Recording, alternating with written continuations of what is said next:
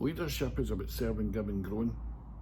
There's not a week doesn't go by that I don't receive a message from somebody in the world who says that what this book has had an impact on them. If you can quieten the mind and let this book in and answer the questions, strategies, techniques and exercises, your life will transform.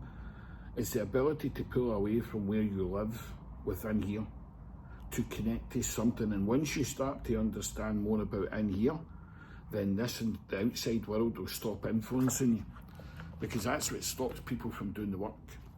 They're too much connected to the outside world that's having too much of an influence in the internal world, which means that you can't be a leader. Because to be a leader, you have to self-lead. Ever since the age of 12, I've always realised that I've lived in a daydream state and a vision. I'm a visionary. I'm an innovator. I like to look at things and say there must be another way, which is constant improvement in Business Force 6.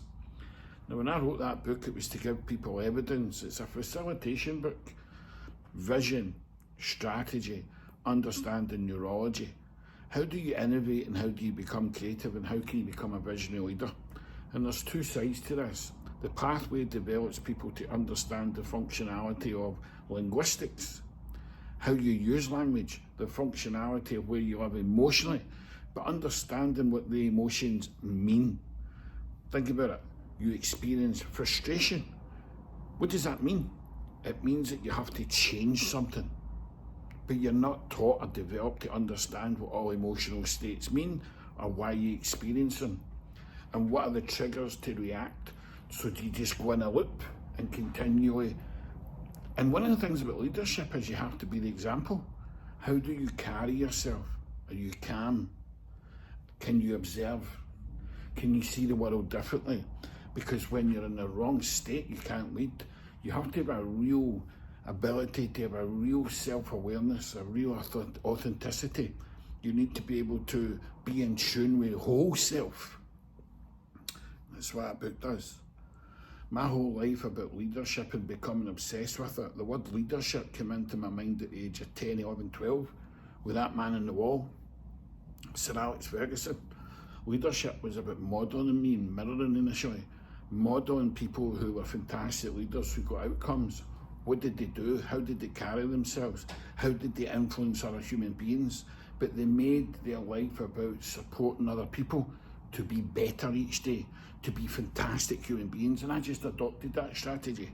But I can't adopt that strategy to support other people until I understood every aspect of myself. And even to this day, the repeated learning that's on the desk, the repeated coaching, the multiple coaches in my life, you have to lead by example.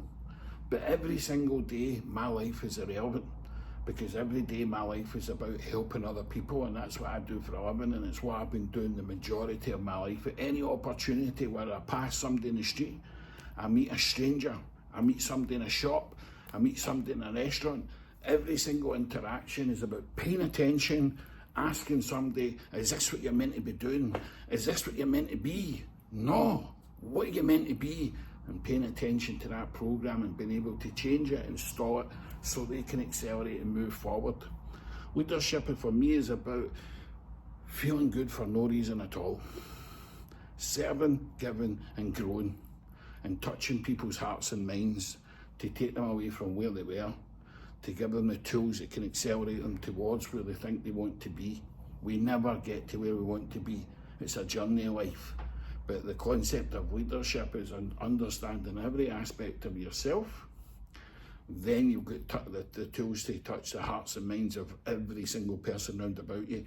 And one more strategy I'll give you, it's an everyday occurrence. You have to work out every single day with the people that you're responsible for.